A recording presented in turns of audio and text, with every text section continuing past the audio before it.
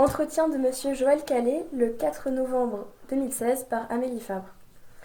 Donc on organise cette campagne d'archives orales pour, à la fois pour la thèse de Marine Simon, donc dans un cadre scientifique, et en général pour le parc naturel dans le cadre du monde du travail.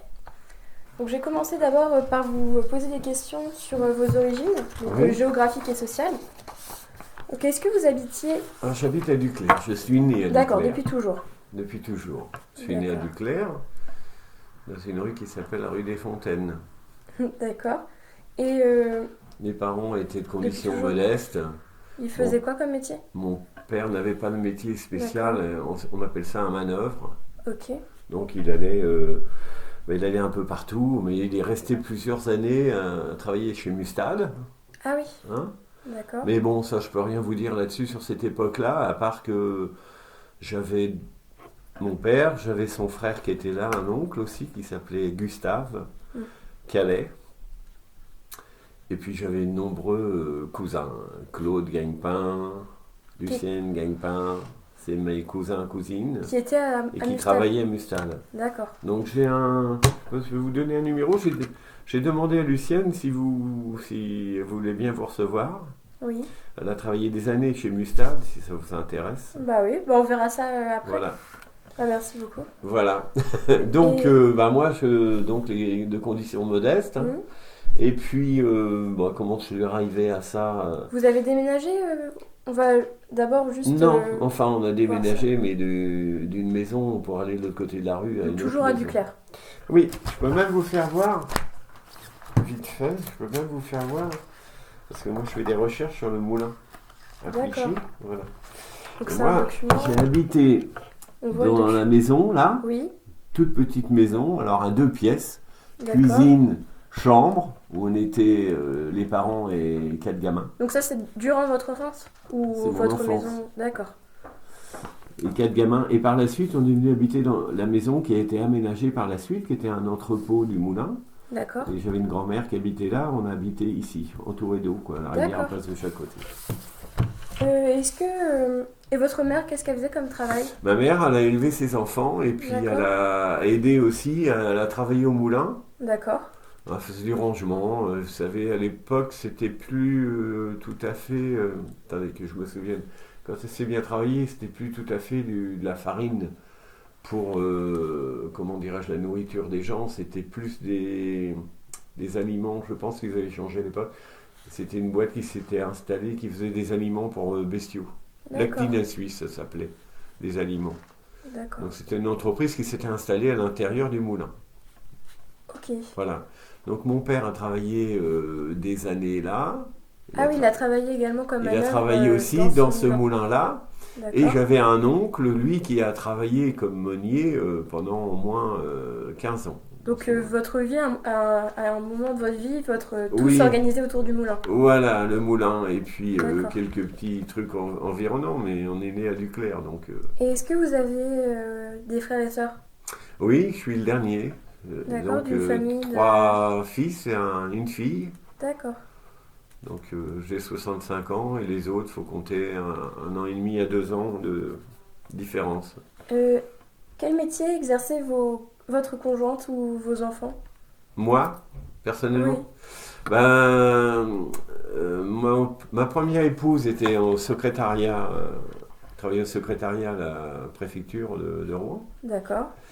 Et elle a travaillé après au conseil général. Elle y travaille toujours d'ailleurs. Et donc j'ai divorcé, et ma deuxième épouse était originaire d'Orléans.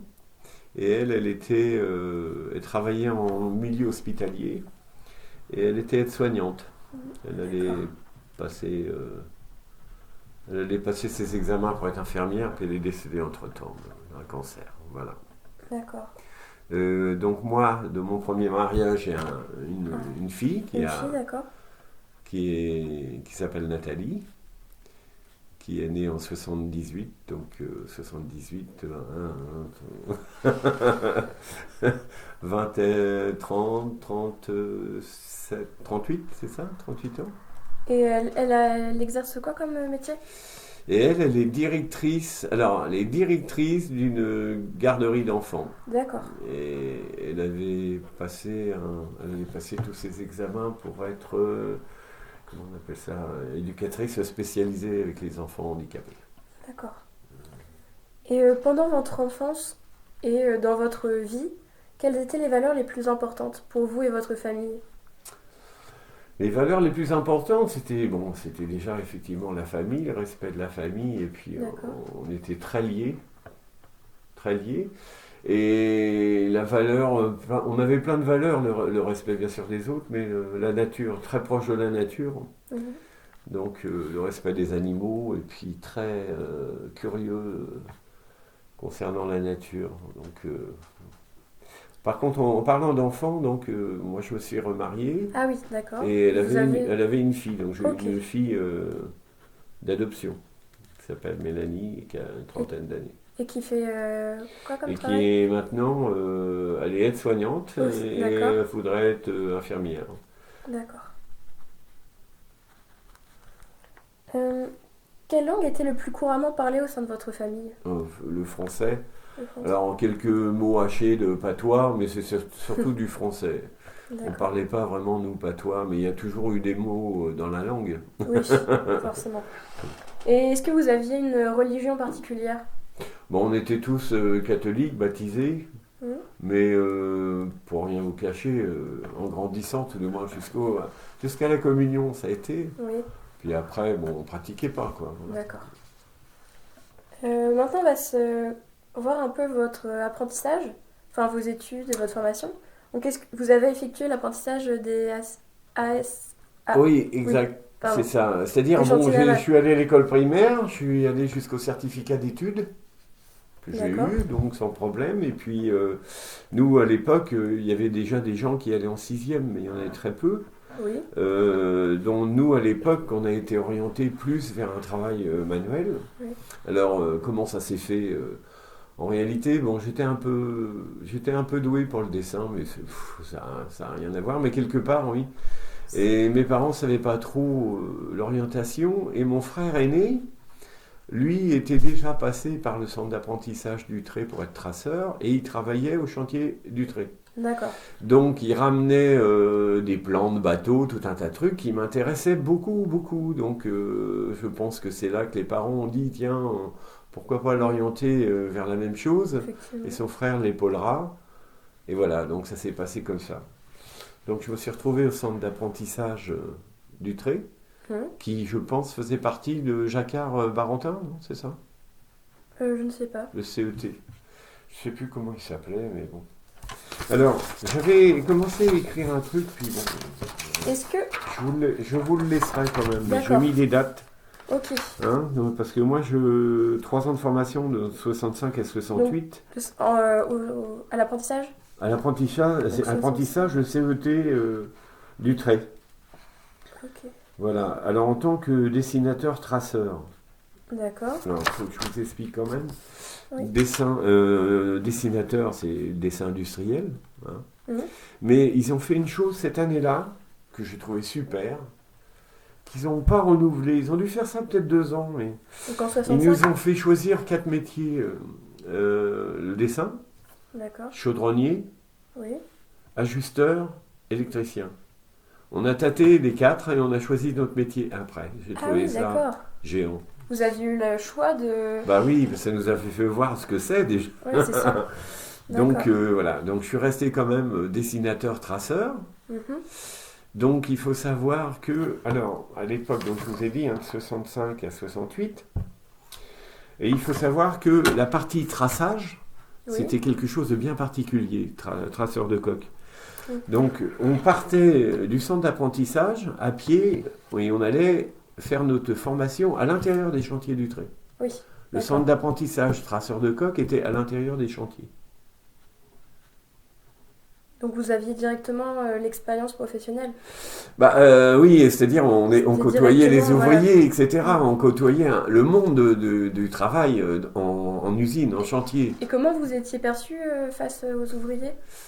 Bien, bien. C'est marrant ça. On était bien perçus. Par contre, il y a quelque chose qui a été révélateur, c'est qu'il y avait beaucoup d'ouvriers d'un certain âge et ils avaient peur de nous. Ah oui? Ouais, ils avaient peur qu'on leur pique leur boulot. Ah oui, d'accord. Parce qu'on sortait de l'école Et que vous aviez une avec formation, justement? voilà, D'accord. avec une instruction et eux, ils avaient appris sur le tas pour une grande partie d'eux. Mm. Et pas tous, mais il y en a qui avaient une peur bleue. Donc, quand vous rentriez dans la boîte, c'était comme mousse. On vous mettait avec un matelot qui vous formait. D'accord? Et ça, c'était extraordinaire. Alors, moi, je suis bien tombé. J'ai tombé sur des matelots qui ont été très bien, quoi. Mais j'ai des copains, ils sont tombés sur des matelots vraiment agressifs, à la limite de taper sur eux. Hein. Ah oui. Vous voyez, une calotte comme ça, ou voilà. Ça arrivait de temps en temps? Ouais, ça arrivait de temps en temps, oui. Tout du moins, c'est arrivé à mes copains. Et puis, quand ils allaient traiter, dans le travail, quand ils allaient traiter de quelque chose de difficile, de compliqué, on envoyait le mousse faire des courses, chercher de l'outillage et tout, pour pas qu'ils chopent toutes les combines. Ah c'était... Alors, pas tous, mais il y a eu des cas... Il y a des gens qui empêchaient un peu le savoir de se Oui, voilà. Ils avaient déjà peur des jeunes, alors si en plus ils allaient leur apprendre leur combine, c'était la fin de tout. Et c'était des cas isolés ou c'était... Oui, c'était des cas isolés, c'était pas une majorité, quoique ça existait à l'époque de mes parents, enfin de mon père et autres. Ça existait, c'était beaucoup plus courant qu'on ne le pense. Moi, j'ai rencontré quelques difficultés. C'est que les gars à l'époque buvaient et fumaient beaucoup. D'accord. Et vous étiez jeune et ils vous incitaient à fumer. Ah oui. Ouais. Ils vous incitaient à fumer et ils vous incitaient à boire un coup. Comme ça, la fois d'après, c'était vous qui étiez obligé de payer un paquet de brins, de tabac, ou une bouteille tous les mois. Ah oui. Donc moi, je n'ai jamais marché dans la combine, mais il y en a qui se sont fait tirer les oreilles et tout, et ils se sont mis à boire et à fumer à cause de ça. D'accord. Ah oui. Est-ce que vous savez s'il y avait des élèves de l'apprentissage qui allaient dans d'autres usines alentours? Oui, mais je n'ai pas connu vraiment. Enfin, je sais qu'il y en a qui sont allés. J'ai un copain qui est allé travailler à la centrale de Yainville. Mais bien sûr, j'ai un tas de copains qui ont été éparpillés. Tout le monde ne s'est pas retrouvé au chantier du trait. Il faut savoir que, au niveau traçage, tout du moins, moi j'ai été même premier une année, mais j'étais dans les premiers. Donc au niveau du chantier, il faisait une sélection et il prenait les premiers. Mais en général, ils n'étaient pas très chiens, mais tout le monde du centre d'apprentissage n'atterrissait pas au chantier du trait. Tout le monde ne pouvait pas, grâce à ses compétences, ne pouvait pas... C'est-à-dire ils étaient limités. À l'époque, il y avait quand même pas mal de travail, mais ce que je veux dire, même dans les copains, il y en a beaucoup que ça n'intéressait pas d'aller travailler dans un chantier. Dans le chantier naval. D'accord. Il y en a qui avaient appris la chaudronnerie ou l'ajustage, ils sont allés dans d'autres usines environnantes. D'accord. Et puis il y en a qui ont même changé complètement et qui ont fait d'autres boulots, quoi. Donc moi, à l'intérieur du chantier, quand je suis rentré, il y a eu au moins une dizaine de copains qui étaient rentrés aussi. D'accord. Quand même. Sur votre promotion? Oui, sur ma promotion, donc c'était quoi, 30, on était quoi, 35, 36, je sais pas. D'accord. Et à quel âge et dans quelle entreprise avez-vous commencé à travailler? C'est celle-ci. Au chantier naval. Je suis sorti... C'est ça, ouais. Alors c'était en 68, j'ai terminé en mois de juin, passé mon CAP. Et je suis rentré le 2 septembre 68 et je suis resté jusqu'au 30 avril 71, donc 2 ans et 8 mois. Alors je suis rentré en qualité d'OS 2. Alors OS, ça veut dire ouvrier spécialisé. OS2, alors il y avait OS1, OS2, OS3. D'accord. Après OP1, etc. Et puis j'ai été nommé OP1 monteur traceur le 1er juin 69. Un contrat d'embauche, un CDI. D'accord. Et... une petite histoire, juste une petite histoire. Quand j'ai eu mon CAP et tout, j'ai voulu profiter un petit peu des vacances quand même. Je n'avais pas envie, comme certains, d'aller au boulot tout de suite. Donc je suis resté jusqu'au mois de juillet-août, à faire des vacances. Et puis au mois de septembre, il faut que je me décarcasse quand même. Alors je n'avais pas trop peur parce que du fait que j'étais bien placé. Et je décide d'aller au trait en stop, de Duclerc aller au trait en stop pour aller à une rencontre avec le chef du personnel. Et donc c'était impressionnant, c'est quand même une grosse boîte.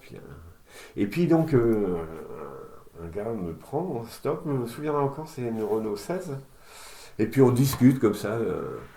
Et, et puis il me demande ce que je fais. Ben, je dis je fais du stop parce que je cherchais à la recherche d'emploi, je m'en vais au chantier du trait, etc. Il me dit c'est bien le chantier du trait. Ben, je dis ouais, bon, j'ai appris mon apprentissage au centre, etc. Oula. Et puis il était en train de manger les abricots. Là. Il voulait un abricot et tout. On discute, sympathise. Il me lâche la civette. C'était la civette à l'époque. Un café, le temps de. Et puis après, à pied, je m'en vais. Et je suis reçu par le chef du personnel qui n'était que le monsieur qui m'avait pris en bagnole. Alors heureusement, je n'avais pas dit de mal. Oui. Parfois, le hasard de Alors la il avait vie. un grand sourire. Donc j'ai eu aucun problème et puis on D'accord. fait un CDI. Voilà. Et est-ce que vous pouvez résumer l'ensemble de votre carrière assez rapidement? Vos différents postes, Oui, oui, s'il oui. vous plaît. Mais par contre, je vous fais voir un truc. Alors, traceur de coque, c'est quoi? Parce que vous savez pas ce que c'est. Oui. Vous savez ce que c'est? Non, non, non, c'est parce qu'en fait, ça, j'allais vous poser des questions plus précisément. Là, c'était pour savoir si vous aviez travaillé dans d'autres entreprises ou... Non, non, non. Moi, je suis rentré à l'intérieur des chantiers du trait et j'ai fait plusieurs postes à l'intérieur Oui, des chantiers. D'accord? d'accord. Bon, il y a un truc que j'avais noté là-dessus.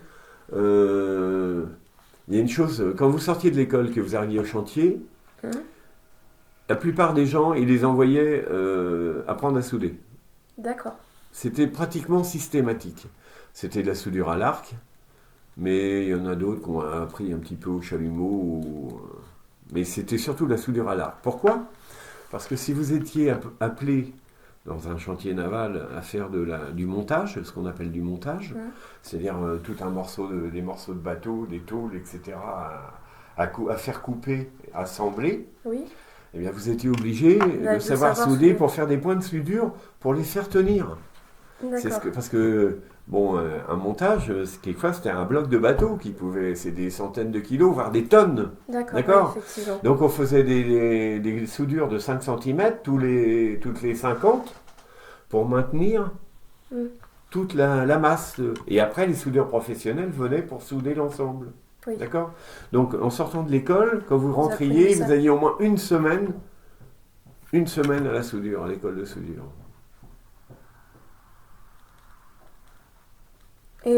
Et du coup, quel était Alors, vos moi, différents postes? l'un des premiers postes que j'ai fait, je suis rentré. Alors c'est dommage, j'ai pas de plan et tout parce que je me souviens plus comment s'appelaient les ateliers, mais il y avait la grosse chaudronnerie, un gros atelier, puis il y en avait un autre en allant sur les cales couvertes. Alors il y avait un atelier là, et le premier boulot que j'ai fait, c'est on m'a mis dans un atelier pour m'occuper d'une grande partie de toute la ventilation. Alors les conduits de ventilation pour les sous-marins, il y avait 2 sous-marins pakistanais en construction. Et vous imaginez un sous-marin, la forme que ça a, arrondi partout. Hum, Et les canalisations grosses de ça, dans la moyenne, en section carrée, ils se baladaient sur toutes les cloisons, ils prenaient les formes de bateaux, ils se baladaient. Voilà. Et je me suis payé pratiquement au plus un sous-marin et demi, toute la ventilation en alu, à D'accord. développer dans l'espace, à couper les tôles, à les assembler et les soudeurs après soudaient tout. Donc j'ai fait ça pendant plusieurs mois. D'accord. Au Voilà. départ, donc vous avez Voilà. commencé comme ça. Après, j'ai atterri au poste de traceur, monteur, c'est-à-dire que l'énorme atelier qui subsiste toujours, ce qu'on appelait la grosse chaudronnerie, sur les côtés, il y avait une rampe d'accès, une grande rampe énorme, D'accord. et en réalité, c'était le même endroit où on apprenait le traçage quand on était étudiant. Ah oui. Et donc, à cet étage-là, il y avait une partie toute petite qui était réservée à l'école de traçage. Par contre, à côté, c'était des énormes planchers, énormes. Et là, on dessinait les verticaux des Ah bateaux. oui. Alors, les verticaux, c'est ça que je voulais vous faire voir. Ça, c'est un bateau de pêche, hein, Oui. d'accord? Donc ces documents, vous pourrez Mais nous c'est les ça. passer Oui, je vais vous le donner. les annexes. Voilà, c'est ça. D'accord. Donc je vais noter la référence. Voilà.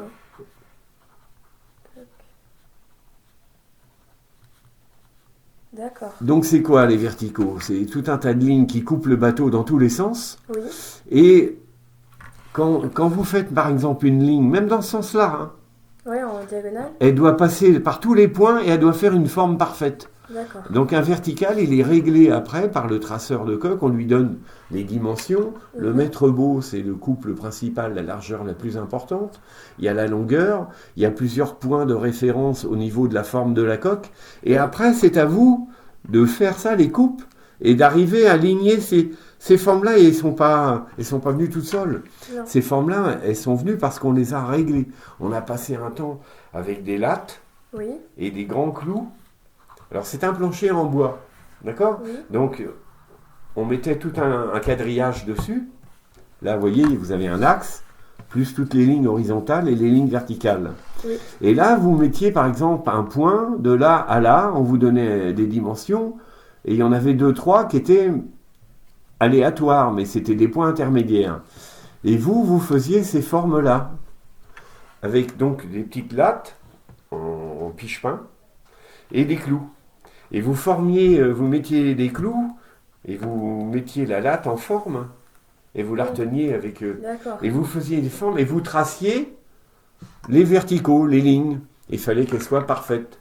Si vous leviez un point, il fallait pas que la latte elle fasse ça. Hein. Il fallait qu'elle reste relativement, qu'elle ait une forme appropriée, qu'il n'y ait pas de trou dans la. Voilà. D'accord.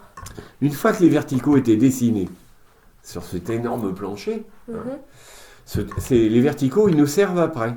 Alors, nous, en tant que traceurs, on vous disait, ici, bon, vous ne le voyez pas, mais ici, les tôles, elles sont découpées. C'est des tôles de 12 mètres sur 2 mètres 50. Ici, il y en a des plus petites. Bah, il faut les former. Il faut qu'ils aient la forme de la coque. Oui. D'accord? Donc, grâce à ces formes-là, nous, à chaque couple, ce qu'on appelle les couples, vous voyez les traits verticaux, Oui. c'est ce que vous voyez là, en projection. D'accord. Donc nous, on faisait des gabarits en bois, avec la même forme. On faisait des gros gabarits, pas trop longs. Et ces gabarits-là, une fois qu'ils étaient en forme, ces gabarits-là, ils étaient descendus à l'atelier. D'accord. Et ils allaient servir à former les tôles. Donc, entre-temps, nous, les tôles, il fallait qu'on aille les tracer. D'accord.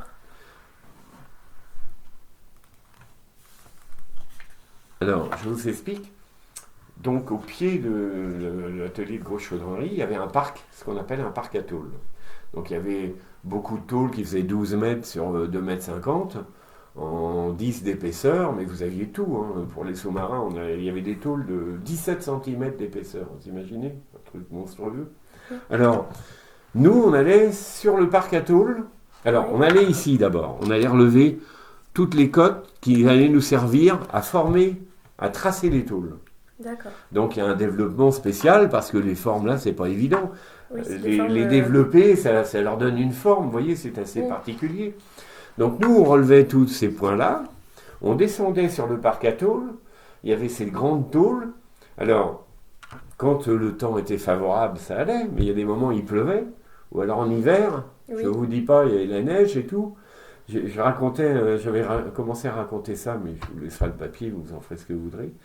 Quand vous avez 17 ans et demi et 18 ans, puis que vous arrivez à 7h30 du matin, il fallait être sur le boulot. Oui.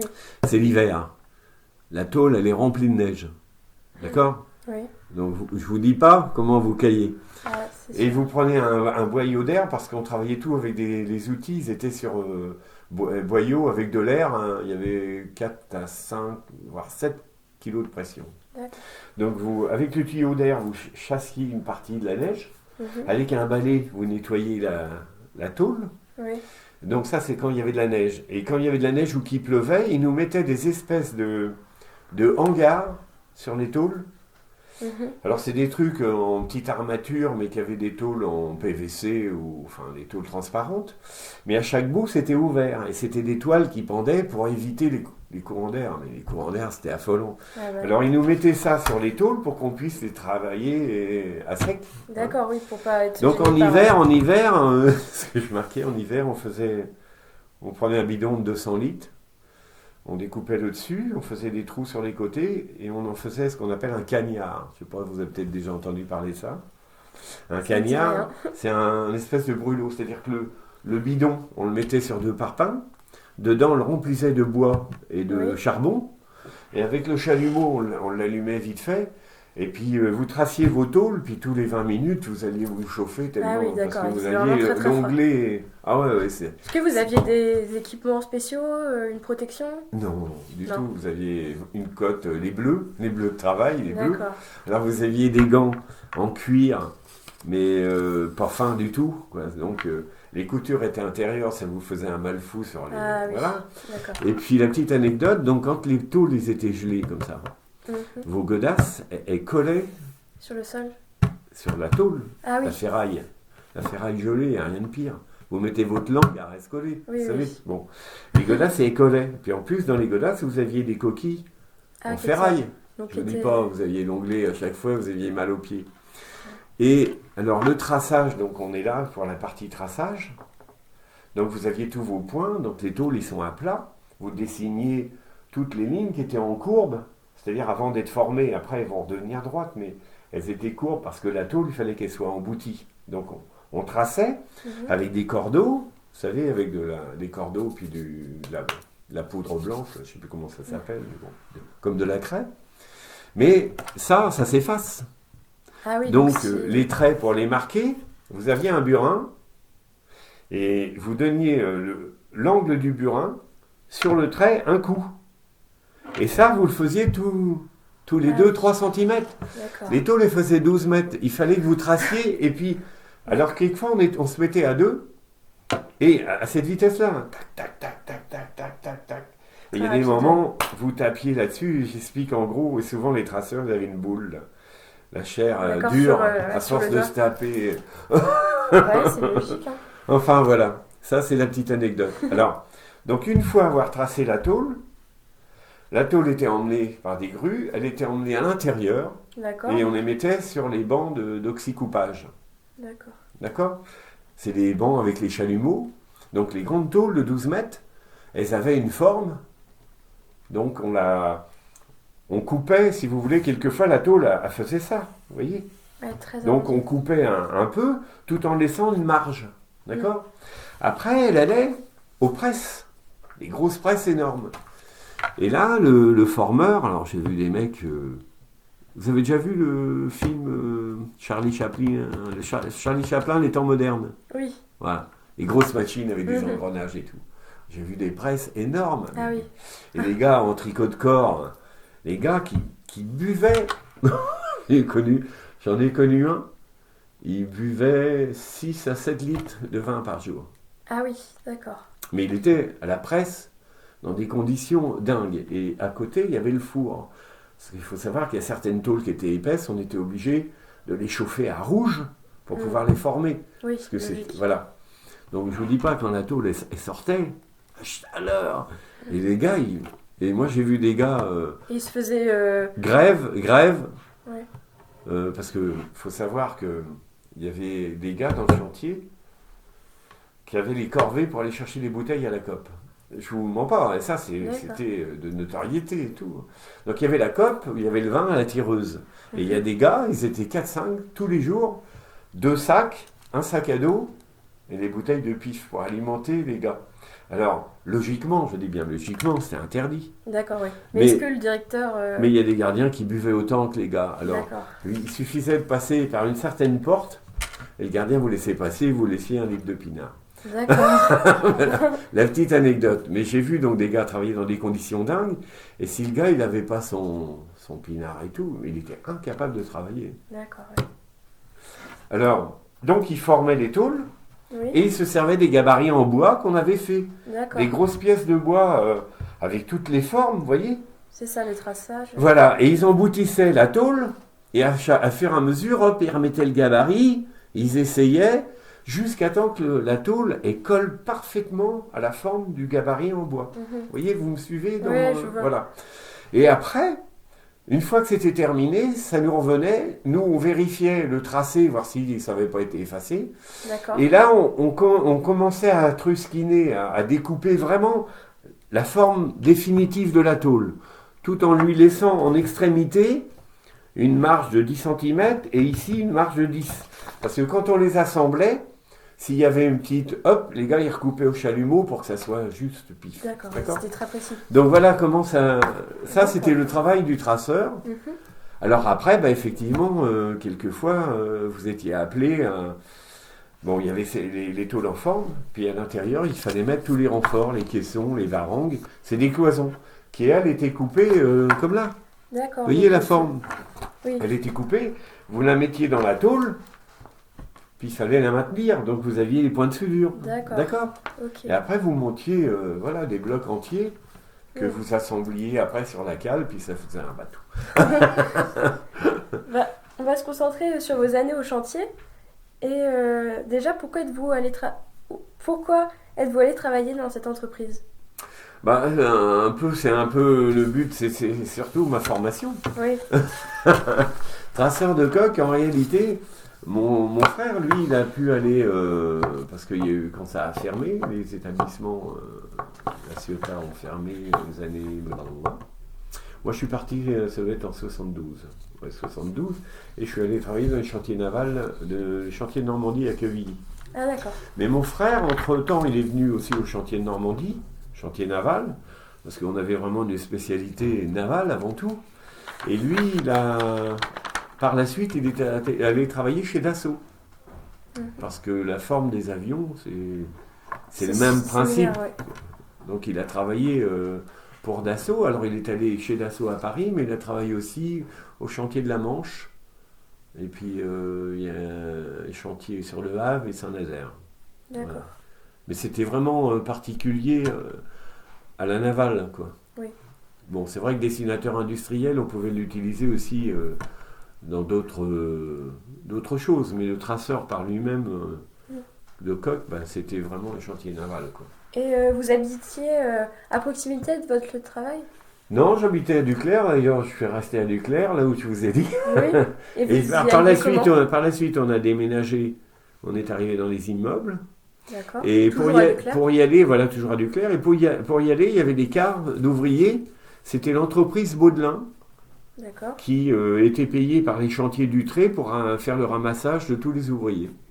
D'accord. Voilà. Donc c'était un service gratuit? Ah oui, c'était un service gratuit, c'était le personnel du chantier. D'accord. Et vous aviez besoin de combien de temps? Pour aller là-bas, c'est pas difficile, il faut être à 6h30, 7h moins de quart sur les quais. Ouais. Et puis à 7h30, on était rendu à l'intérieur, hein. Ils nous garaient juste à l'entrée du... Oui, ça et à 7h30 pile, il fallait être sur son travail. D'accord. Alors on avait des jetons. Je ne sais pas si on vous a expliqué comment ça fonctionnait. Quand vous rentriez dans le chantier, on vous donnait des jetons personnels avec un numéro qui était alloué. Oui. Et il faut savoir que quand vous rentriez, avant 7h30, les panneaux, il y avait des panneaux grillagés qui étaient à l'extérieur, ils étaient ouverts avec des pointes. Et vous mettiez votre jeton pour faire voir que vous étiez arrivé. D'accord. D'accord? Et à telle heure, juste à la nuit, il fermait tout. Si le gars il arrivait en retard, vous pouvez pas mettre... à la barrière, le gardien, il fermait la porte et vous laissait poireauter un quart d'heure. Et vous aviez un quart d'heure en moins sur votre... oui. Alors même si vous arriviez une minute... Voilà. D'accord. Voilà. Donc vous aviez ces jetons-là pour vos actes de présence, plus une dizaine de jetons que vous aviez besoin. C'est-à-dire que quand vous faisiez un boulot bien spécial, par exemple quand j'ai fait la ventilation en aluminium, il me fallait tout un tas de pinces étaux, ce qu'on appelle les pinces étaux, des équerres, tout un tas de matériel que je n'avais pas l'habitude d'utiliser en temps normal. Eh bien vous aviez un magasin qui était très bien achalandé, et pour utiliser ces outils-là, on vous les confiait, il fallait donner les jetons. D'accord. Ah oui, donc il y avait un système de jetons voilà, à l'intérieur de l'entreprise. Parce que si vous ne rendiez pas l'outil, votre jeton, il savait qui avait emprunté l'outil. Hein. Oui. Et vous le payez, d'accord, à la fin du mois. Et c'était quoi vos horaires? Alors les horaires, c'était 7h, attendez que je ne raconte pas de bêtises, 7h30, midi, et on recommençait à 2h. Et jusqu'à, je ne sais plus si c'est 6h. Et vous mangiez sur place? Oui, ils avaient une cantine superbe. Mangez bien, hein, c'était vraiment... Et vous finissiez à... Ça doit être 5h30, 6h. D'accord. Dans ces eaux-là, je ne sais plus exactement, parce que commence à y avoir un peu de temps qui est passé. Et est-ce qu'au sein des chantiers, vous avez évolué hiérarchiquement? Ben, c'est-à-dire quand je suis sorti, c'est-à-dire de OS1, Oui. de OS2, j'étais passé à OP1. Mais alors il y avait OS3 entre les deux. OP1, oui OP1. Mais je suis resté quoi? Je suis resté 1 an et 8 mois. Hein. C'est pas. Vous voyez. Vous êtes arrivé en 68, c'est ça? Je suis arrivé le 30 avril 71. 68, 2 septembre 68. Je suis sorti le 30 avril 71. Ça fait 2 ans et 8 mois. D'accord. Et presque Ok. 3 ans. Est-ce que vous aviez des personnes sous vos directives? Non, du tout. Non. Non, non. D'accord. Non, après, par la suite, oui, mais c'était l'autre chantier. Est-ce que vous diriez qu'il était facile d'évoluer au sein de cette entreprise? Euh, c'est difficile comme question.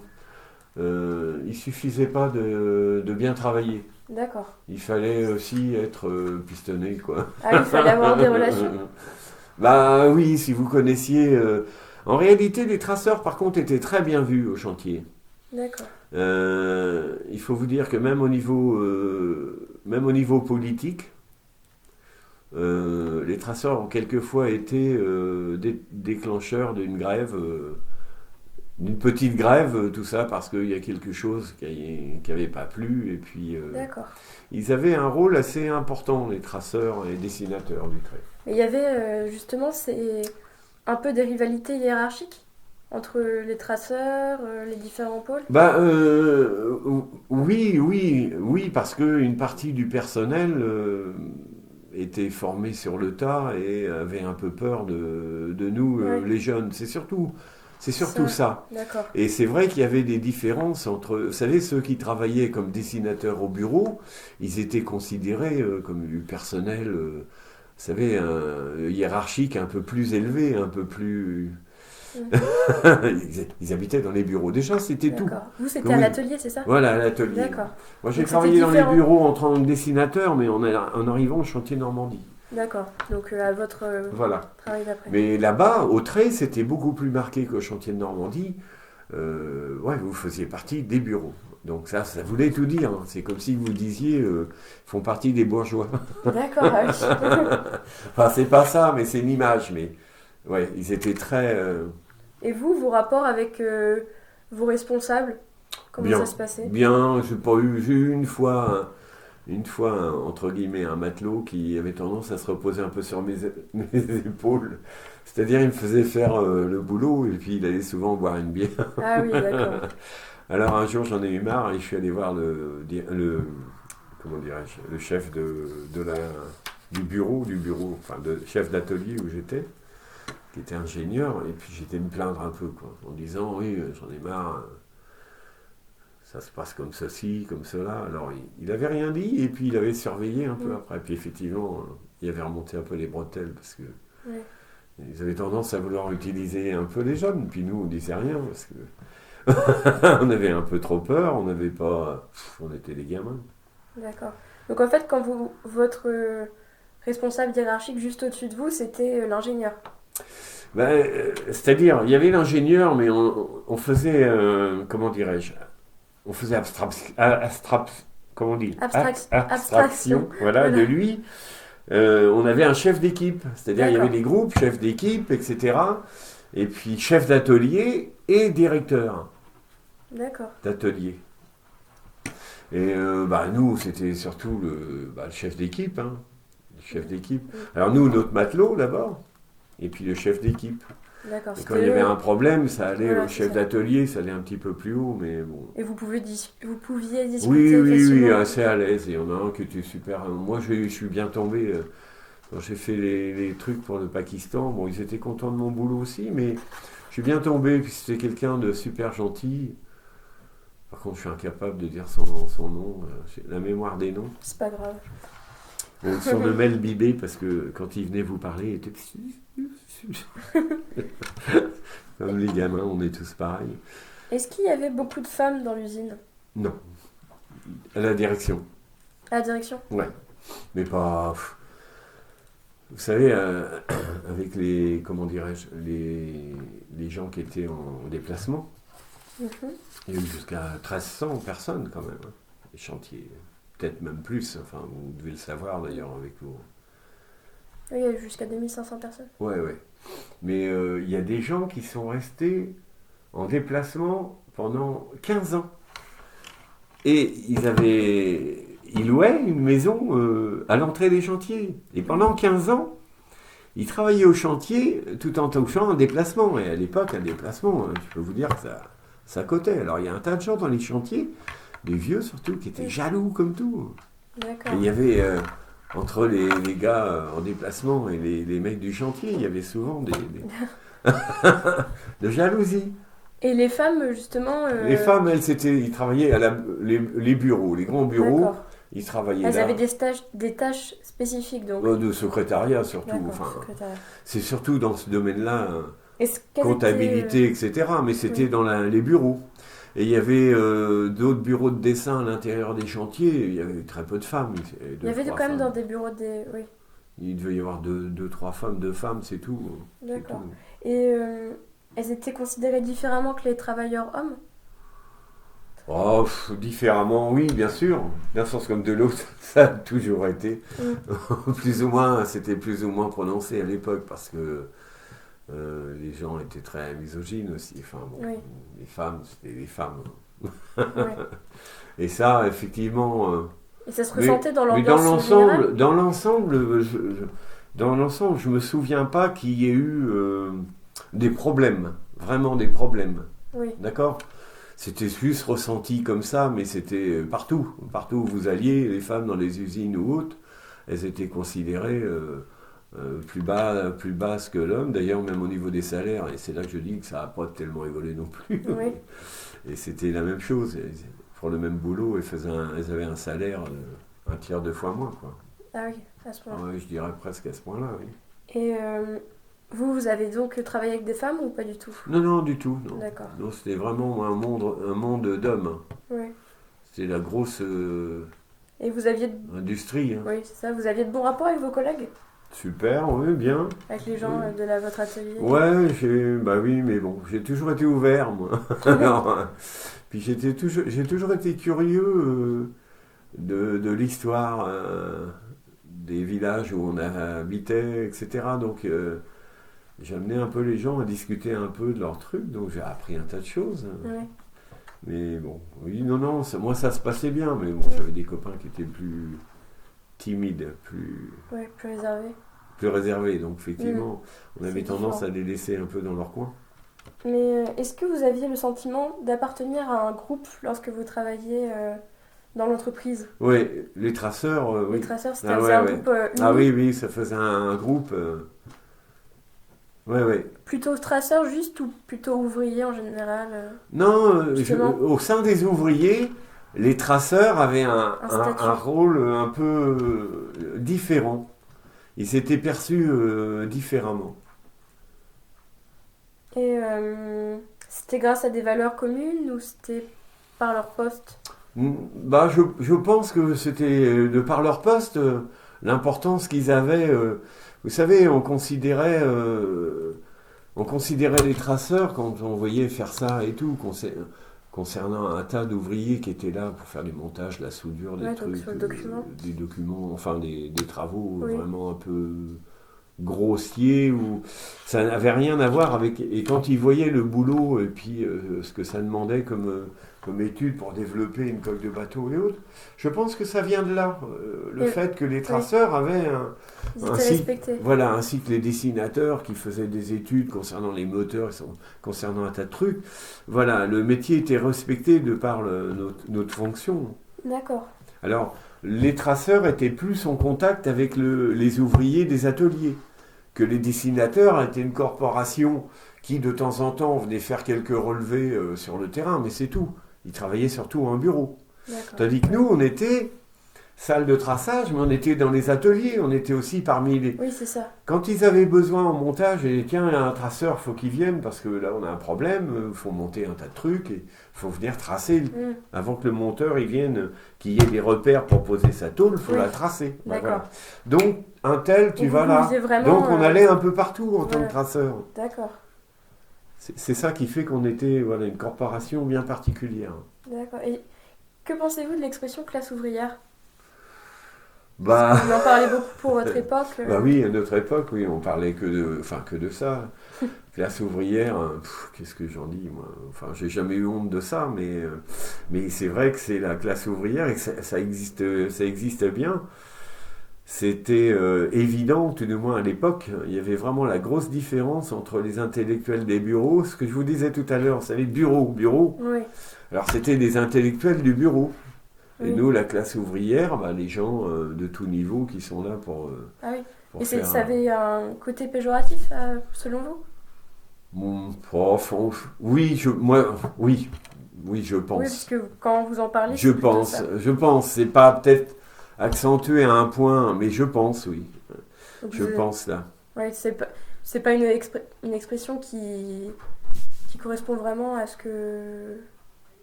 à comment vous voyez les choses à l'époque. Non, mais... Votre ressenti était un peu différent de ça. Voilà, c'est un peu différent. Mais en réalité, c'est vrai que on entendait tout le temps. D'ailleurs, à commencer déjà par les syndicats.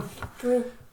C'était plus dans les discours, en fait. Voilà, là, dans les syndicats, alors là, ils utilisaient ce terme à tout bout de champ, quoi.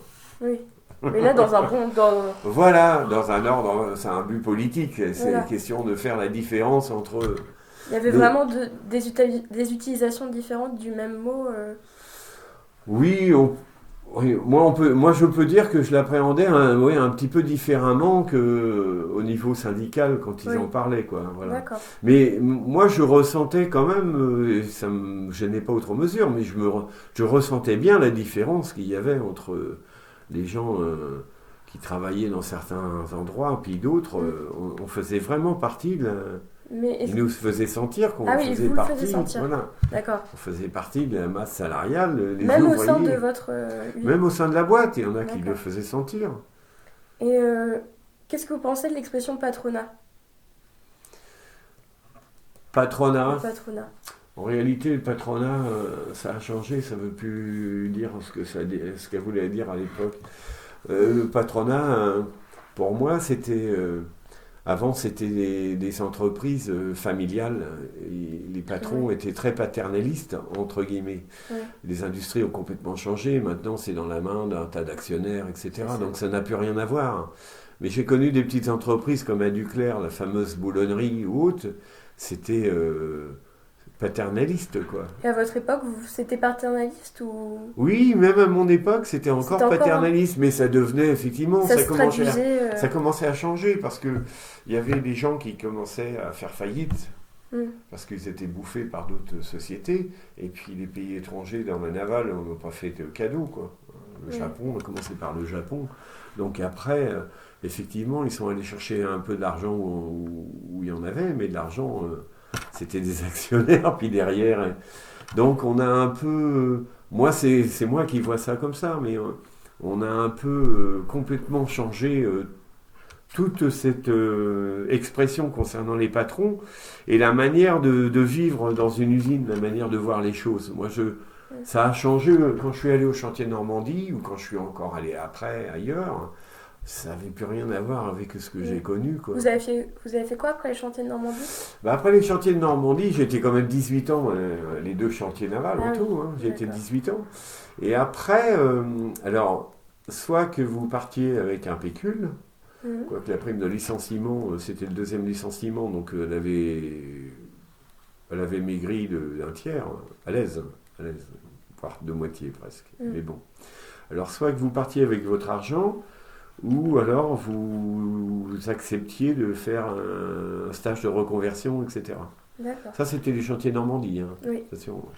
Et en réalité, le stage de reconversion, c'est vous qui le payiez. C'est-à-dire qu'il puisait sur la prime de licenciement. Ah, d'accord. C'est extraordinaire. Le gouvernement, il était top à l'époque. Et moi, alors j'avais deux solutions. Soit que j'avais commencé au chantier Normandie à faire des stages où on m'avait formé à faire du film. Ils avaient acheté une super caméra à l'époque, une Sony, et puis faire des montages avec des synopsis et autres concernant l'intérieur de la boîte, des chantiers et la sécurité. Donc sur les 3 à 4 personnes qui ont été chargées de faire ça, j'étais un peu plus disponible parce qu'il faut savoir que les traceurs, moi j'étais un de ceux au chantier Normandie où j'ai fait le plus de places différentes. J'ai fait 14 places en tout. J'ai même fait de la comptabilité. Enfin, j'ai travaillé avec des comptables, mais j'ai fait du rangement d'archives. Pourquoi? Parce que quand on n'avait pas une commande complète de bateaux, il y avait une période de creux avant de retrouver à faire du traçage. D'accord. Donc j'ai même travaillé quand je suis arrivé là-bas, j'avais travaillé dans un atelier de chaudronnerie où on fabriquait des chaudières à fioul. Donc vous voyez, j'ai touché à beaucoup de choses. Mais ce que je veux dire par là, c'est le fait d'avoir fait beaucoup de boulot, ça m'a donné donc un autre regard. Oui. Hein. Et puis j'ai cherché alors soit à me lancer dans les films et autres. Puis bon, il y avait de la concurrence et puis c'était pas facile, il fallait aller sur Paris. Alors, et comme j'étais dessinateur, c'était ça, ou soit me reconvertir en dessin, mais sur informatique. D'accord. Donc j'ai choisi cette option-là. On a été une douzaine à choisir ça. Et on a fait cette formation. Alors ils voulaient nous envoyer à Dieppe, alors qu'il y a tout à Rouen, hein, au CEPRO, la chambre de commerce. Alors on a fait les pieds et les mains, et on a réussi à avoir notre stage à Rouen. D'accord. Et par la suite, moi j'ai trouvé un job à Sanofi. Vous avez acheté tout le matériel informatique. Donc je suis allé là-bas et il fallait implanter sur informatique tous les ateliers, tout le site par lui-même, puis dans les ateliers, les machines, les canalisations qui se baladaient partout. Il fallait faire ça sur informatique. Donc je suis resté... ils devaient m'embaucher définitivement et en réalité, on m'a fait un petit dans le dos parce que ils ont changé de chef du personnel et lui, il s'est vengé de l'ingénieur sous les ordres auxquels j'étais. Enfin bon, peu importe, donc ils ont voulu me virer et mettre un jeune à ma place, puis comme j'étais le seul à faire ce boulot-là, puis que j'avais formé personne, puisqu'on ne m'avait pas donné personne, et le nouveau chef du personnel a voulu que je forme la personne. D'accord. Et je lui ai dit qu'il allait se faire voir. Alors quand il est venu, il n'était pas content, et le gars, il était gentil, hein. Jeune et tout, il était sur le siège, j'ai dit, bah tu t'assois là, tu peux regarder ce que je fais, mais c'est tout. Alors après, il est venu, chef du personnel, il me dit, ouais, vous vous rendez compte? Je dis, bah, je me rends compte d'une chose. Il me dit, oui, mais moi, je ne suis pas obligé de respecter la parole de mon prédécesseur. Bah, je dis, ouais, comme vous ne pouviez pas le voir, vous en profitez pour me saquer. C'est moi qui paye les pots cassés, donc... Alors, il était quand même emmerdé. J'avais passé déjà 1 an. Et j'ai dit, écoutez, je vais vous faire, moi, une proposition. Une seule. Il n'y en aura pas 2, vous la saisissez et tout. Et il dit, vous pouvez, dans un cas exceptionnel, m'en rallonger de 6 mois. Vous le faites, vous mettez 100 € de plus au salaire, et je me charge de former la personne pour qu'elle reprenne tout quand je vais partir. D'accord. Donc, monsieur Quérec, Oui. Voilà, ça s'est passé comme ça. Après, j'ai trouvé à la ville de Rouen un syndicat qui s'appelait le SIAR. Le SIAR. Oui, le SIAR, c'est ça. Et c'était un syndicat intercommunal de l'agglomération rouennaise. On gérait tous les égouts. D'accord. Sur 27 communes. Rouen et toute son agglomération. Alors, il faut savoir que d'une commune à l'autre, tous les égouts qui traversaient plusieurs communes appartenaient en bien au SIAR, au syndicat. Ah oui. Et toutes les autres appartenaient aux communes, mais c'est nous qui les gérions. C'est-à-dire que les communes nous versaient de l'argent pour gérer. Et moi, je suis arrivé là-dedans, une carte blanche, acheter les meubles, tout était à faire parce que c'était tout nouveau. Ah oui. Et vous avez resté combien de temps? Acheter le matériel informatique. Ah oui, tout ça. C'était un super challenge. Et alors, je suis arrivé là-dedans et j'ai mis tout en place. Et puis après, on a travaillé sur les égouts, sur les cartes IGN qu'on a fait scanner. Donc c'était une première à l'époque. Ça coûtait cher d'ailleurs. Et puis on a installé tous nos égouts dessous. Et je suis resté 14 ans. D'accord. Et donc vous avez... Et après, je suis tombé en retraite. D'accord. On va repasser au chantier naval. Est-ce que vous aimiez aller travailler? quand vous travaillez au chantier? Il y a des moments, à vrai dire, non, il y a des moments, ça me plaisait bien. Ça me dérangeait pas, j'aimais bien mon boulot. Oui. Là où ça me dérangeait, c'était en hiver, quand il y avait tout un tas de trucs à faire dehors. Et là, surtout quand je suis sorti de l'école, et me cahier dehors et tout. Oh là là, je me disais, c'est pas possible. Là, c'était franchement affreux. Est-ce que vous vous sentiez bien dans l'usine ou... Oui. Moi, j'étais curieux en plus. Alors, c'est dommage qu'à l'époque, j'ai toujours été passionné de photos. C'est dommage qu'à l'époque, j'avais pas d'appareil photo. Parce que j'aurais fait des trucs dingues. Quand je suis arrivé au chantier Normandie, d'ailleurs, j'ai même plein de photos que même le musée, tout ça, ils n'ont pas. Avec les inondations, j'ai plein de photos que j'ai fait personnelles. Des trucs super. Enfin bon, la petite histoire. Non, je me plaisais bien. Et puis c'était un... En plus, j'avais mon frère, j'avais 2 oncles qui travaillaient là-bas. Oui. Mais c'était un boulot qui me plaisait. Le montage, moins. Aller à bord des bateaux et faire du montage, la grosse ferraille, tout ça, moi, c'était le traçage surtout qui me plaisait. Et comment qualifieriez-vous votre lieu de travail? C'est-à-dire qualifier... Comment vous le voyez? Est-ce que c'était confortable? Est-ce que c'était spacieux, lumineux? Oh, c'était rude, hein. C'était rude. Ouais, c'était rude parce que en plus dans les grands ateliers de chaudronnerie et tout, je vous dis pas, des plafonds en tuiles, enfin les trucs en tuiles, vous savez, à une hauteur pas possible, tout était ferraille, avec de la poussière, ça volait partout, la fumée, les étincelles, les coups de chalumeau, un bruit, je vous dis pas, et à l'époque il n'y avait pas de... Il n'y avait pas de protection sonore. Vous aviez des protections que sur certains boulots, et par demande express, mais sans ça, la plupart des gens n'avaient rien. Mais la sécurité, c'était un point important pour vous? La sécurité était importante, mais je dirais pas que ça commençait. Non, elle était là bien avant que j'arrive, mais il y avait encore plein de choses à faire. Quand je suis allé au chantier de Normandie, je peux vous dire que la sécurité, on a hyper évolué vis-à-vis des chantiers du trait. Et pourtant, les chantiers du trait étaient mieux équipés au niveau matériel, gros matériel machine et outillage, que les chantiers de Normandie. Mais la sécurité était moins... Mais la sécurité était plus... Oui, mais ça a changé au fil des... Oui, aussi. Il y a plein de lois et d'obligations qui sont arrivées, etc. Mais la sécurité, on n'en fait jamais assez parce que les méthodes évoluent. Donc forcément. Mais j'ai vu, effectivement, quand je suis allé au chantier de Normandie, ils venaient de terminer des plateformes pétrolières. Bon. Et il y avait 2 bateaux, parce qu'on faisait surtout des bateaux spéciaux, des dragues, etc. C'était pas des bateaux de cargo, c'était des engins spéciaux.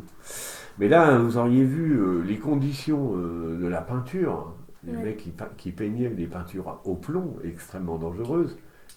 Les 3 quarts, il n'y avait pas de masque, rien du tout, et c'était beaucoup d'Arabes, ils montaient dans ce qu'on appelle les balastres.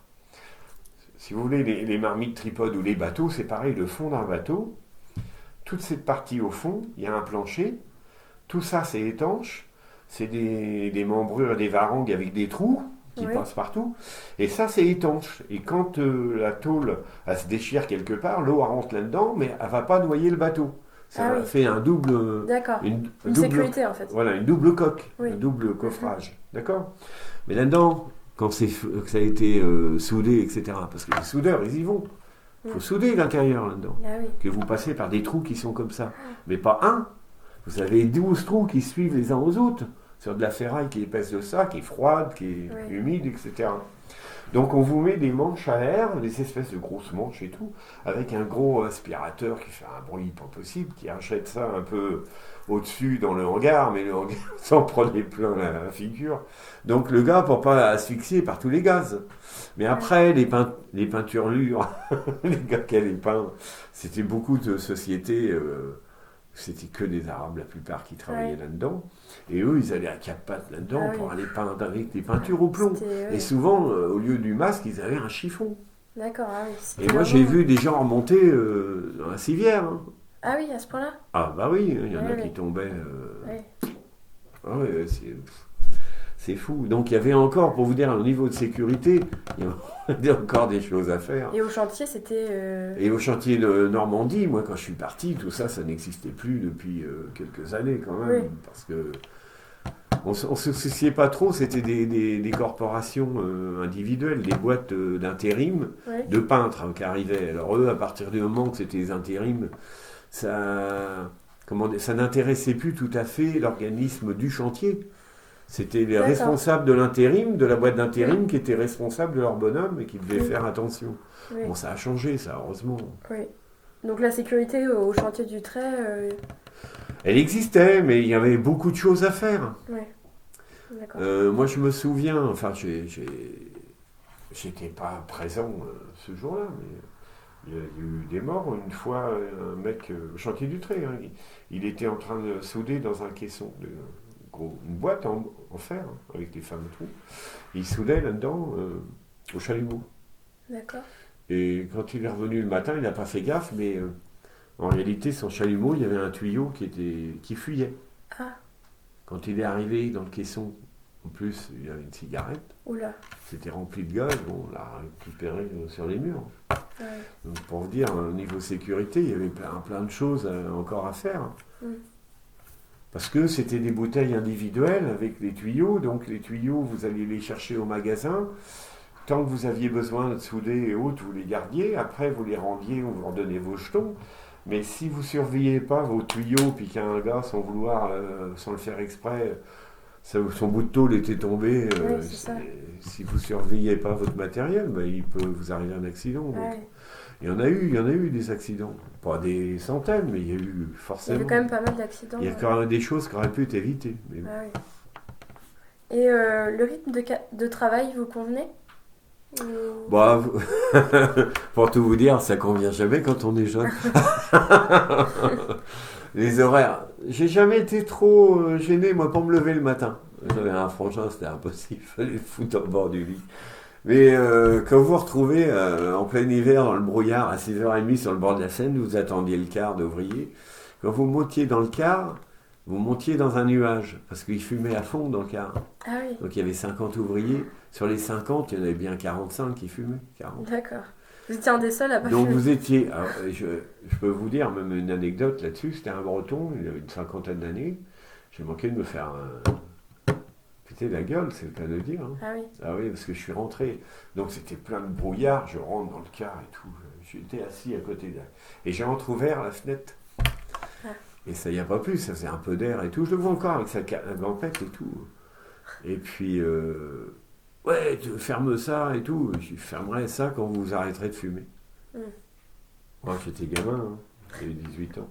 Alors, il est venu, il m'a attrapé, il m'a soulevé et tout. Après, puis les gars, ils ça va pas, mais je me tapais dessus. Ah, Enfin ouais. bon, un nuage, vous étiez dans D'accord, un ouais. nuage. Alors, si vous n'aviez pas l'habitude de fumer, je peux vous dire, moi je ne suis pas allé à l'armée. La plupart de mes copains, ils ont appris à fumer à l'armée. Mm. Il y en avait très peu qui fumaient à l'école, à notre époque, hein, Oui, je oui. parle. Et à l'armée, comme les paquets de cigarettes étaient gratuits, je n'y suis pas allé. Mais j'ai plein de potes, ils ont appris à fumer et puis à baissailler au boulot, hein, à Ouais. l'usine. D'accord. Ça circulait, ça circulait. Ça, c'est pareil, la sécurité. Par la suite, enfin, au chantier de Normandie et tout, ils faisaient un peu la chasse. Et puis, moi, ça faisait 5-6 ans que j'étais là-bas. Ça y est, ça... Faites attention. Oui, oui, vous aviez plutôt intérêt parce que c'était le renvoi. Ah oui. Et plutôt passer à la question des identités liées à l'usine. Et est-ce que vous faisiez partie d'un groupe politique Non, ou d'un du tout. syndicat? Du tout. Et j'ai jamais fait partie. Oui. Il y a des gens que j'appréciais. Il faut savoir que c'était la CGT qui était le syndicat le plus fort, chantier. Et Il y en avait d'autres? Il y avait FO, et CFDT. Enfin, c'est surtout ceux-là que j'ai D'accord. côtoyé. Donc, j'étais, bon, de par, comment dirais-je, mes origines, j'ai toujours été de gauche. Mhm. Mais bon, j'étais assez porté plus sur la CGT. Mais plusieurs fois, ils ont voulu me vendre une carte et autres. Mais Et pour quelle raison vous avez refusé? je voulais pas, je voulais rester libre un peu D'accord. de mes idées et de mes pensées parce que Ils étaient trop importants et après, bah, c'était un conditionnement. Puis vous arriviez aussi à une période de l'histoire juste après Voilà, bah, 68. bien sûr, il y avait eu les grèves, 68, je suis arrivé juste à la fin, mais j'ai connu mon frère, il est resté 2 mois, je crois, à l'intérieur des chantiers. Sa femme, oui. ils étaient jeunes mariés, elle allait lui porter à manger, elle allait le voir en car, enfin, D'accord. bon, toute une époque. Et Toute une époque. vous avez connu des périodes de grève importantes? Non, non, enfin, j'ai Que- connu, mais plus au chantier de Oui, Normandie. au trait. Là-bas, juste après 68, après ça a été un peu cool pendant quelques temps, quoi. D'accord. Hein, je sais pas vraiment. Il y a eu une grève, je saurais plus dire à quelle période. Il y a eu une grève où ils étaient même montés. Il y a eu des cars, plusieurs cars qui étaient montés sur Paris. Plus une grève sur Rouen, mais je me souviens plus à quel moment. Mm. Mais est-ce que vous avez vécu 68 de votre point de vue d'apprenti, dans votre apprentissage? Bah non, non en réalité non parce que pendant les grèves, bah, nous on n'allait plus en formation traçage. Oui, d'accord. Hein. Puis comme moi c'était la dernière année en plus. Mais non, je peux pas. Comment dirais-je? J'ai une vue sur les grèves parce que je suis allé voir mon frère. Hein. Oui, D'accord? Je suis pas allé souvent, mais je suis allé voir mon frère qui était ça, donc, derrière les barrières et tout, et on pouvait rentrer, laisser rentrer les femmes, et puis on ressortait le soir, en fin d'après-midi. Mais sans ça, non, j'ai pas vraiment une vision. Puis bon, vous savez, à 16 ans et demi, 17 ans, on voit les choses totalement différemment. ouais. Différemment. Et est-ce que vous faisiez partie d'un club interne à l'entreprise de Non, sport, de non, loisirs, de j'ai jardin? fait partie au chantier du D'accord, Normandie. mais pas au trait. Non. Euh, est-ce que vous aviez l'habitude de faire des activités à l'extérieur avec vos collègues? Pas avec mes collègues de Non. boulot, non. Mais je vous dis, par la suite, oui, je faisais partie du club de photo, etc. D'accord. Mais moi, personnellement, j'ai toujours fait. J'étais passionné d'archéologie, donc je faisais de l'archéologie avec un club sur la Maison des Jeunes de Duclerc. Et puis, je me suis, à 18 ans, quand j'ai réussi à me payer une petite de chou, Mhm. je suis allé à un club de plongeurs sous-marins, D'accord. des aquanautes qui était à Mont-Saint-Aignan, donc de Duclerc à Mont-Saint-Aignan. Tous les lundis, j'allais Ah oui, là-bas pendant d'accord. 18 ans. D'accord. Donc, j'ai mes échelons, j'ai fait aussi de l'encadrement, enfin, voilà. Puis après, j'ai atterri à la chasse sous-marine, des compétitions, et des compétitions au nage avec palme. D'accord. Descente de rivière, 5 km, Ah oui. bassin du commerce au Havre. J'ai gagné des coupes. Et je fais toujours de la chasse sous-marine. D'accord. J'ai 65 ans, mais ça marche encore. On va revenir sur votre logement. Dans quel type d'habitat viviez-vous quand vous étiez au trait? Quand j'étais au trait, donc il y a une partie de l'habitat où c'était une vieille maison en Ouais, pierre donc à côté mais du- qui avait été refaite, hein, qui avait été refaite. Et par la suite, c'était les immeubles, les deux immeubles qu'il y a, vous savez, à côté du collège à Duclerc. Quand vous allez D'accord. sur Barentin, il y a un endroit sur la droite, il y a deux grands immeubles, Oui, et on habitait là. d'accord. Ma mère s'y plaisait pas, mais on n'a pas eu le choix. Vous y sentiez bien? Bah oui, parce que c'était l'âge où on commençait à sortir. D'accord, donc c'était Enfin, plus les proche frères de et la... sœurs, ils sortaient déjà, mais moi j'étais assez jeune, mais je commençais à sortir et tout. Alors, donc ma mère se retrouvait surtout assez seule et mon père travaillait encore. D'accord. Donc pour elle, toute sa vie, c'était rue des Fontaines. Elle était née là, sa mère habitait là. Enfin, voilà. Et vous étiez propriétaire ou locataire? Locataire. D'accord. Locataire. Maintenant, on va parler de votre départ de l'usine, donc du trait. Mhm. Vous avez connu la fin de l'usine? Non, je suis parti juste avant. Oui. Je suis parti juste avant. Et je suis arrivé en 72 au chantier de Normandie. Bah, j'avais pas assez d'ancienneté. Ouais. C'était pas intéressant de rester. J'aurais eu de l'ancienneté, prime de licenciement et autres, je serais resté jusqu'au bout. D'accord. Et j'avais pas assez de... Quand les chantiers de Normandie ont fermé, moi j'avais 16 ans. Les chantiers du trait? Les chantiers de Normandie, par Ah la oui, suite. d'accord. Quand ils ont fermé, là je suis resté Oui, jusqu'au parce bout. que vous aviez de l'ancienneté. Bah oui. D'accord, Je donc perdais là, tout sans ça. Tandis que là, non. Comme ça m'a permis d'aller au chantier de Normandie, puis d'avoir du boulot rapidement, tout de suite d'ailleurs. ouais, Mais c'est après, ça. quand tout le reste a été licencié, bah là, le boulot a été vachement plus difficile à trouver. Donc moi, j'étais parti au moment. Et l'usine, est-ce que enfin, les chantiers du Trèves, vous avez proposé d'autres alternatives? Bah, ils ont proposé, comme à beaucoup de gens, c'est d'aller rejoindre le chantier de la Ciotat. D'accord. Et là, moi, j'ai même des amis qui ont. Enfin, qui étaient de mon âge, mais les parents ont vendu les maisons. Et ils sont allés à la Ciotat avec toute la famille, les gamins. Ah Tout. oui, oui, d'accord. Ils ont tous Ouais. Et déménagé. quand la Ciotat a commencé à déconner, pourtant ils étaient là-bas depuis 2, 3 ans, 4 ans, ils sont revenus Ah en oui, Normandie. d'accord. Parce que en réalité, une bonne partie, hein, pas tous, mais une bonne partie, se sont jamais vraiment sentis acceptés. Ah oui, quand ils sont partis à La Ciotat? Ouais. Pourquoi? Vous avez jamais entendu ça, hein? Peut-être pas, parce que vous êtes jeune, mais quand vous allez quelque part dans le Midi et tout, vous étiez toujours considéré comme un Parisien. Oui. Ça voulait tout dire. Bon. Et j'ai discuté avec des copains et tout. Ils me disaient, bon, moi, ça n'a pas de problème parce que je suis dans le chantier, je me suis fait des amis et autres. Mm. Ma femme ne travaille pas, Ah oui. les enfants sont à l'école. Et sa femme, bah, elle allait dans des commerces et tout. Bonjour, bonjour, mais Elle n'avait pas de sociabilité. quelquefois, même les gens qui arrivaient après elle, ils étaient servis avant. D'accord, ah oui, Quelquefois. à ce point-là. Et en réalité, ils nous aimaient bien en tant que touristes, mais d'y vivre à l'année, Ouais. de leur prendre leur boulot entre guillemets. Mm. Et là, ça se passait pas très bien. Et il y a beaucoup de femmes qui ont dit non, non, je veux me rapprocher de ma famille, je veux rentrer et tout. Donc ils sont revenus. D'accord. Mais bon, puis surtout que là-bas, ça a fermé aussi, hein, au bout de Oui. 3 ans, je crois. 3, 4 ans D'accord. après. Donc, On va bientôt terminer. J'ai une dernière question. Quel est le mot ou l'expression qui, selon vous, représente le mieux votre expérience de travailleur? vous me posez une colle. Le mot qui représente le mieux mon Ou l'expression expérience. de travailleur au chantier du trait. Oui, oui, oui, oui. Moi, j'en ai éprouvé du plaisir. Enfin, c'était le début de mon expérience. Et comment dirais-je? Le chemin pour devenir un adulte responsable, un homme.